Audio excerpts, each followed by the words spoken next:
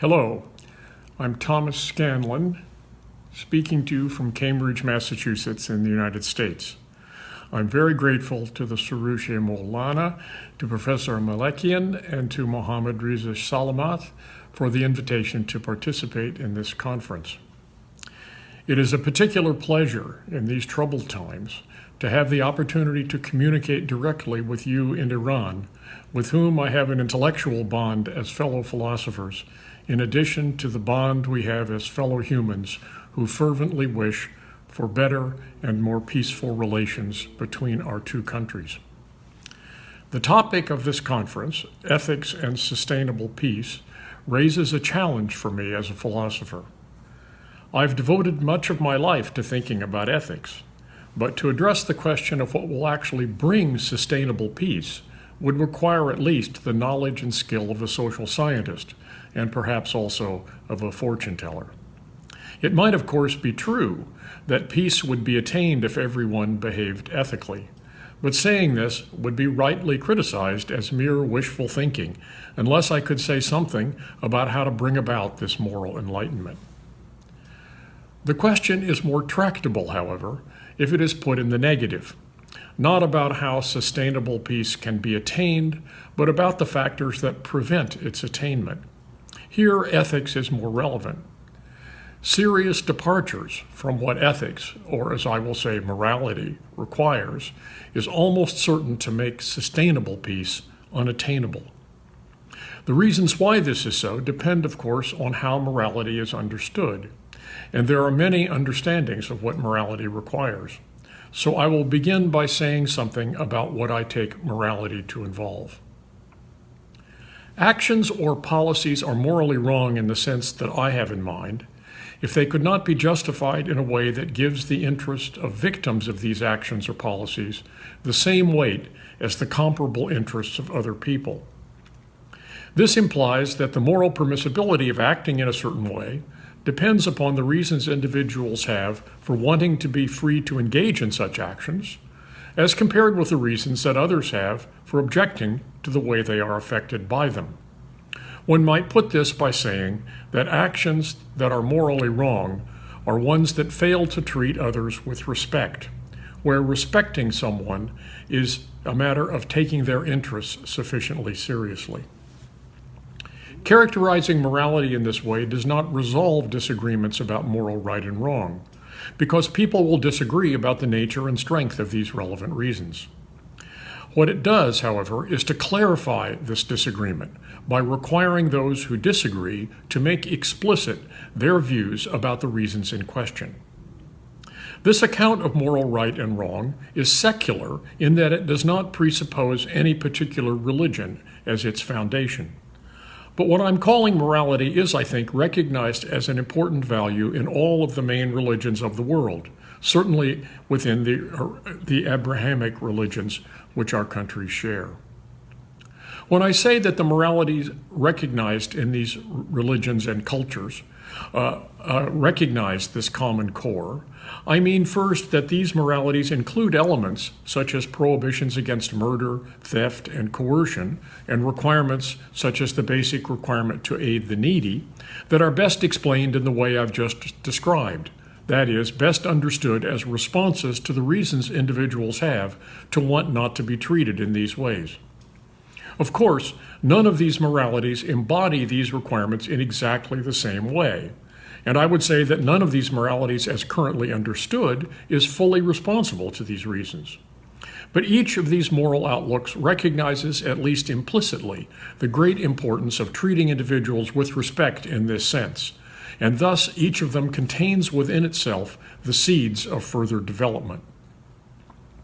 In addition to this common core, what each of these religions regards as morality also includes requirements distinct to each religion, having to do with sexual practices, family life, food, and forms of religious observance. I conjecture that this combination of agreement and divergence between these moral views is best explained in the following way. The common core of the great religions reflects that at least to some degree, their founders recognized and were responsive to the importance of treating others with respect. The divergence between them reflects the fact that the requirements embodied in their sacred text and in the teachings of their founders also embodied the distinctive customs and practices that were current in the particular societies and times that these religions developed. Whether this interpretive historical conjecture is correct or not, the important thing for my present purposes is that the reasons that people now have to follow the moral ideas captured in this common core are different from the reasons they may have to live in accord with the distinctive features of their particular faiths. The reasons for the former are just the reasons we have to treat others with respect, and we all have the same reasons in that regard. The reasons that individuals may have for following the particular customs and practices of their faith include different things, such as the value of living in ways that preserve a continuity with one's family and community, and the value of particular practices, such as, for example, rituals and fasting, in fostering contentment and moral development. 2 points should be noted about the relation between the common core morality and these distinctive cultural norms. The first is that there may be conflicts between the two. Cultural norms may allow or even demand forms of treatment that are not compatible with the full development of the requirement of treating others with respect. Cultural norms concerning the lives and treatment of women are, I believe, an obvious example of this conflict. The second point is that insofar as individuals have genuine reasons to want to live in accordance with the tenets of their religion and the practices of their distinctive communities, one component of the common core morality must hold that they should be allowed to do this, as long as their doing so is compatible with respect for others. That is to say, one component of the common core morality, properly developed, is a requirement of tolerance. There is little reason to expect that the peoples of the world, with their various histories and traditions, will come to accept a single common moral outlook that eliminates these cultural differences.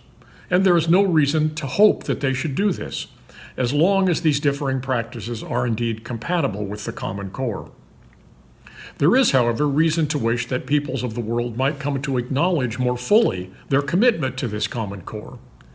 But this is made unlikely under present circumstances by the fact that it would require significant sacrifices on the part of those who now occupy positions of power and wealth which the core morality, properly developed, would not recognize as legitimate.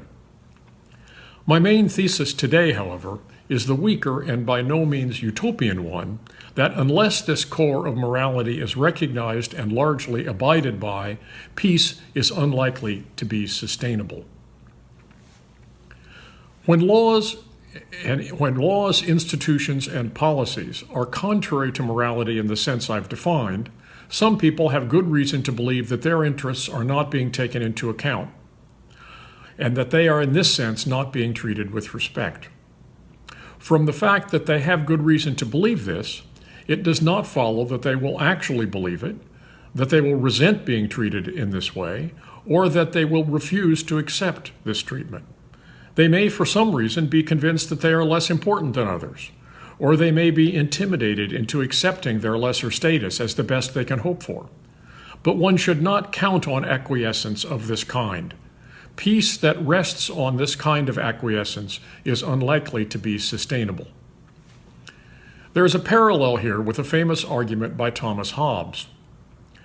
In chapter 13 of his book Leviathan, Hobbes argued that in the absence of a government with unlimited power, people are in a state of nature with each other, and that although this state of nature might not be a state of actual fighting, it was in a deeper sense a state of war, because it was a state in which, insofar as people were rational, they would fight whenever they had the chance to do so.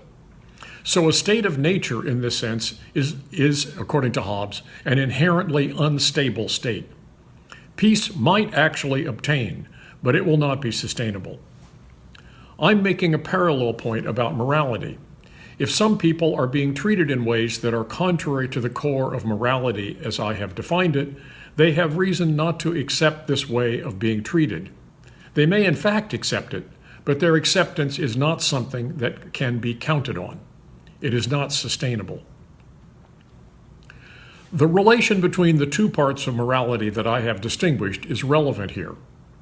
As I have said, people have reason to want to preserve what I've called the distinctive part of their morality. They have reasons to want their religion, their traditions, and their customs to continue to have adherents. They also often want to see their religion and their customs expand their reach and include more people. Whether they have good reason to want this is a further question, which I will leave aside. What's relevant for my present purposes is just that the desire that their customs and religion should persist and expand, and the other reasons they have to want to treat others with respect are in conflict. The desire to see one's religion and other practices expand their influence is in conflict with the reasons that others have to want their own religion and culture to persist. This conflict is an important threat to peace between individuals, between groups, within a society, and between nations as a whole. The main antidote, I'm tempted to say the only antidote to this conflict, is acceptance of the principles of tolerance that are part of the core morality properly developed. These requirements set limits to ways that one party can interfere with the practice and the advocacy of the religions and cultural practices of others. They are, as it were, ground rules for the competition between different faiths and cultures. To accept these rules of tolerance and to live by them as something other than an uneasy truce does not require one to see different religions and ways of life as all equally valuable. This is more than could be asked. Tolerance only requires seeing the reasons that different people have to want to live by their own particular religions and ways of life as having equal weight in the justification of the norms of public interaction. To refuse to accept this outlook of tolerance is to refuse to treat others with respect in the sense I've defined. It's a refusal to treat their reasons for wanting to live according to their own lights as having the same weight as ours. Intolerance is therefore incompatible with sustained peace for the reasons I have discussed. But tolerance of the kind I've described is threatening. People fear that in a regime of tolerance in which everyone is free to live by and advocate for a variety of faiths and cultures, their own faith or culture may lose out in the competition for adherence. So it may seem that in order to embrace tolerance, one must care more about the abstract ideal of treating strangers with respect than one does about one's own religion. This fear is very common, and it is a major threat to peace. It is, for example, a threat to peace within my own country today, where many conservative Americans object that, as they put it, America is, as they fear, ceasing to be what they call a Christian nation. But this way of putting the conflict is misleading in two ways. First, what is possibly in conflict with tolerance is not living in accordance with one's faith, but rather the spread of that faith in one's country or in the world. Second, insofar as the morality that one's faith embodies includes the core morality I have been discussing, it contains at least the seeds of a requirement of tolerance. Therefore, insofar as these seeds flourish, one's faith will not only be compatible with tolerance, but will itself actually require tolerance, even at the risk of its own social dominance. On that somewhat more optimistic note, I will end with expressing again my thanks for this opportunity to speak to you and my fervent wish for sustainable peace between our two countries. Thank you.